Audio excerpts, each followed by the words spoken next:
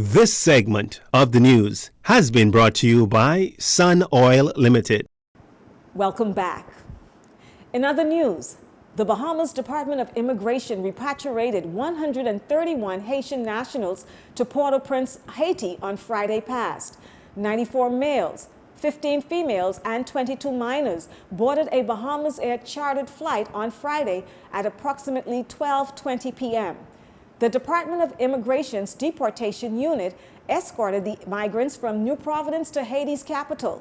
Officials say all COVID-19 protocols were strictly observed as the health, welfare, and safety of the department officers, law enforcement counterparts, and the migrants remain the highest priority. PACE, providing access to continued education, officially renamed their school building the Andrea E. Archer Institute late last month in recognition of its founder, Mrs. Andrea E. Archer. The institute hosted a mortgage burning ceremony late last month to commemorate the completion of the building's mortgage payments, an event in which Mrs. Anne Marie Davis, spouse of the Prime Minister, and the Honorable Glenys Hannah Martin, Minister of Education and Technical and Vocational Training, were in attendance. Mrs. Anne Marie Davis spoke at the event, reminiscing about the time there was the tea party hosted by members of the PACE program. She quotes, "I saw these young ladies who were beside themselves with joy and knowing that they have another chance to continue the life they wanted to lead. This is what PACE is all about. PACE allowed them to accomplish their dreams." Honorable Minister Glenys Hannah Martin dubbed Mrs. Archer a hero. Sonia Brown, president of the PACE Foundation, also in attendance at the ceremony, outlined some of the work completed by the institute. She quotes, "Young mothers receive an education and are enrolled in a grant program that entitles them to a small monthly stipend. Teens are also prepared for job readiness and placement and are assisted with transportation, childcare, and food. The goal is to ensure continued education and success." During the ceremony, Mrs. Archer acknowledged the dedication and hard work of the PACE Foundation, its many partners, family members, and donors who have given support over the years. She contended that when you help a teen mother, you help a nation. International fuel supplier Rubis celebrates 10th anniversary by donating $10,000 to the Bahamas Reef Environment Educational Foundation, BREEF, further collaborating with the nonprofit organization for a beach cleanup and snorkel event. Since first opening business in the Bahamas back in 2012, the company currently boasts 23 service stations and 14 marinas. Rubis has partnered with BREEF for the past 5 years. However, this year, they wanted to be more involved beyond donating money. Rubis and BREEF have been partnering for over 5 years now. We've been a sponsor to BREEF for some time, and the partnership is wanting to get our employees involved, their families, so we're big on volunteering, hence the beach cleanup, as well as we thought it made sense to actually do the snorkeling event. So the snorkeling event would help the people understand more about the ecosystem where they live and see the different fishes. So it's an experience when you actually come here and snorkel right here on Sanders Beach. Collaborating with our different organizations, nonprofit organizations in the Bahamas is very important for Rubis as we give back to our community. We have what is called our corporate responsibility to do more and be more accountable for what's going on in the country. A beach cleanup we thought was quite fitting for our first event. Our crystal blue waters are what makes our tourism #1 here in the Bahamas, and Rubis wants to keep it that way. BREEF project manager Nadia Morris says BREEF will be conducting snorkel events every month leading up to their summer camp in August. Morris encourages corporations to contact BREEF or go on their website to see how they can contribute either by initiatives such as a beach cleanup or to become more educated on the environmental issues. And learning more about water safety, we have, if they go to our website, there's a how you can help. and we have guides, and they can contact us for more information on ways in which their company or organization can be involved. And we also want to say that also civic organizations, we've done events with Rotary where they've come out and assisted.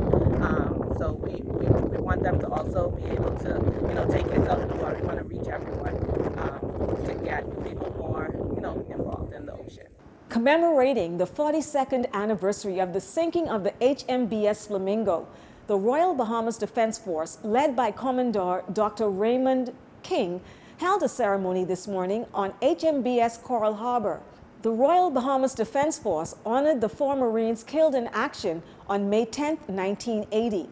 Able Seaman Frederick Stirrup, Marine Seaman Austin Rudolph Smith, Marine Seaman David Allison Tucker, Marine Seaman Edward Arnold Williams, all lost their lives on that day while defending and protecting the waters of the Bahamas. Acting Prime Minister Chester Cooper, during his remarks, says the events of May 10th remains the defining moment for not only the Royal Bahamas Defense Force, but also for Bahamians. Quoting the words of the father of the nation, the late Sir Lyndon Pindling. For the Bahamas, when he eulogized the fallen Marines, Sir Lyndon profoundly said, the Bahamian people had its first real experience of meaning and importance of true patriotism, and learned for the first time that their land of hope is not across the seas, but their own Bahama land. It was and remains a defining moment for the Defense Force and for the Bahamas. 42 years later, it still shapes our national character, values, and strength of our collective resolve to build. Speaking on behalf of Prime Minister Philip Davis, Acting Prime Minister Chester Cooper ensures that the entire crew on board the HMBS Flamingo will receive the appropriate recognition and honor for their service and sacrifice. Today, I am pleased to say to you that next year, during our 50th anniversary, on behalf of our Prime Minister, I will assure the families that the entire crew will receive appropriate recognition and honor. Also in attendance at today's commemorative service were National Security Minister Wayne Munro, Minister of Public Service Pia Glover-Roll, Deputy Leader of the Opposition Michael Pintard, Charge d'Affaires Usha Pitts, Royal Bahamas Defense Force Chaplain Apostle Dr. Raymond Wells, who brought words of exhortation along with other officials.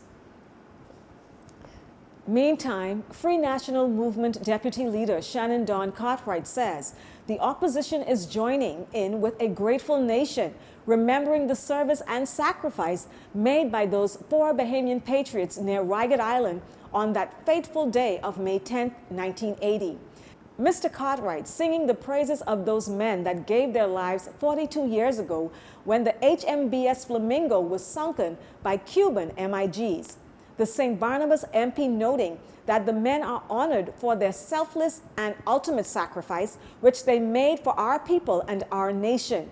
He extends on behalf of the F&M deepest condolences to the officers and Marines of the Royal Bahamas Defense Force. He thanks them for their continued service, sacrifice, and duty to the Bahamian people and the Commonwealth of the Bahamas. Bahamas Ambassador to the United States Wendell Jones receiving 2 honors in New Orleans, Louisiana over the weekend. Ambassador Jones received the honors after being invited to the city by officials in an effort to deepen the relationship between the Bahamas and the United States, particularly Louisiana. The ambassador, in speaking at a reception in his honor, underscored the need to build on synergistic relationships between the Bahamas and New Orleans, particularly in the areas of culture and touristic development. Ambassador Jones notes that both are receiving millions of visitors each year, and the need to collaborate in the tourism industry can only be mutually beneficial. He added that the many introductions and interactions with New Orleanians and members of the Bahamian diaspora proved to be beneficial and resourceful for the further growth and development of relations between the Bahamas and the state. Well, that does it for news this evening. Once again, I'm Synovia Williams, and from all of us here at JCN News, have a wonderful evening. This segment of the news has been brought to you by Sun Oil Limited.